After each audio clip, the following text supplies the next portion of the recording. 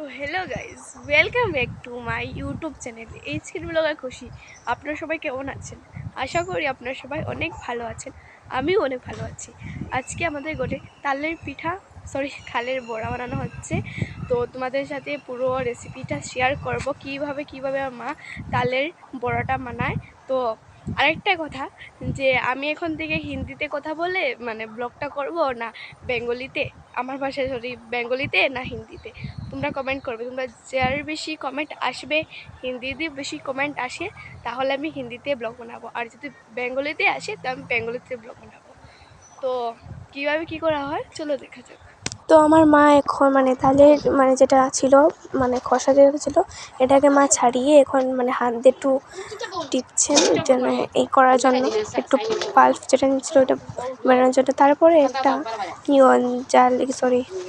কি বলে ডালা না কি বলে, এটার মাঝে নিয়ে মা তালটাকে ভালো টিকে ঘষে নিচ্ছে, নিচের পাল্প থাকবে এসব বেরিয়ে যাবে, তাহলে আমাদের অসুবিধা হবে না, তাড়াতাড়ি বেরিয়ে যাবে পাল্প ছিল।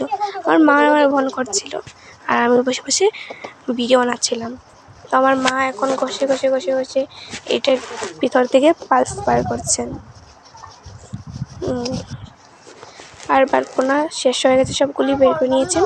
তারপরে মা এইসবগুলোকে দেখছেন কতটুকু হয়েছে।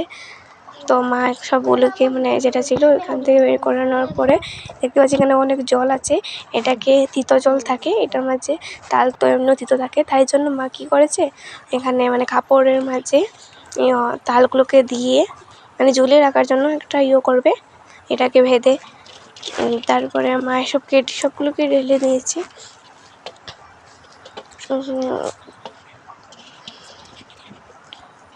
ঢালার পরে মা দেখলো এটা বেশি পাতলা, এটা নিচ থেকে বেরিয়ে যাচ্ছে, তাই জন্য মা বললো আর একটা কাপড় লাগবে।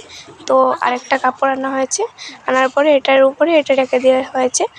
হওয়ার পরে এখন এটাকে বেঁধে এটাকে উপরে ঝুলিয়ে দেওয়া হবে, তাহলে এটা যেটা তিতো জল আছে সবগুলো বেরিয়ে যাবে। তিতো জল বেরিয়ে গেলে এটা কিন্তু খেতে অনেক টেস্টি হয়, তাই জন্য তিতো জল বেরিয়ে যাওয়ার জন্য মা এখানে এটাকে লটকিয়ে দিচ্ছেন।